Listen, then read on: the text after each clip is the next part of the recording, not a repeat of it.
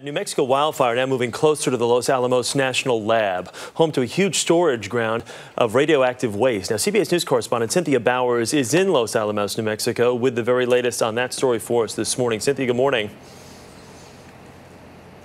Good morning, Chris. I know it's difficult to see, but beyond the canyon behind me is the big Los Alamos lab building and the fire.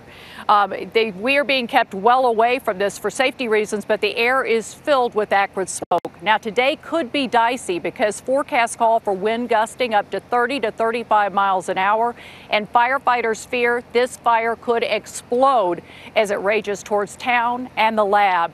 The fire line here is 16 miles long, and so far there is no containment. The Las Conchas fire rages on for a fourth day as more than 800 firefighters battle the blaze around the clock. Crews are growing weary, but they refuse to give up.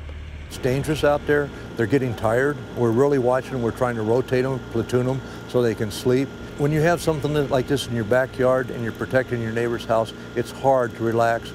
At one point Tuesday, fire jumped to within 50 feet of the Los Alamos National Laboratory, which has been evacuated. The historic birthplace of the atomic bomb now produces modern nuclear weapons and houses 20,000 barrels of plutonium-contaminated waste.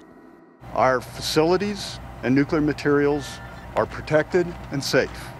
So far, 61,000 acres of forest have been consumed by the blaze. Dry conditions and shifting winds have made it difficult to contain, and authorities fear it could continue to grow. I seriously believe it could easily go to 100,000 acres. I hope not. God, I hope not. A mandatory evacuation was also issued Monday for 11,000 Los Alamos residents. Despite the warning, some people remain behind, including volunteers at this local Elks Lodge who prepare meals for firefighters. We understand there's risks, but this is our community.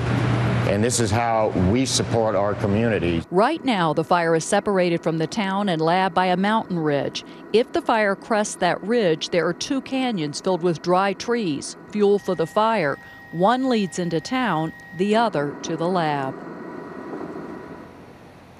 Keeping this fire out of these canyons is critical, Chris, and unbelievably, this entire ordeal was triggered, they believe, by a downed power line. CBS's Cynthia Bowers for us. Cynthia, thank you very much.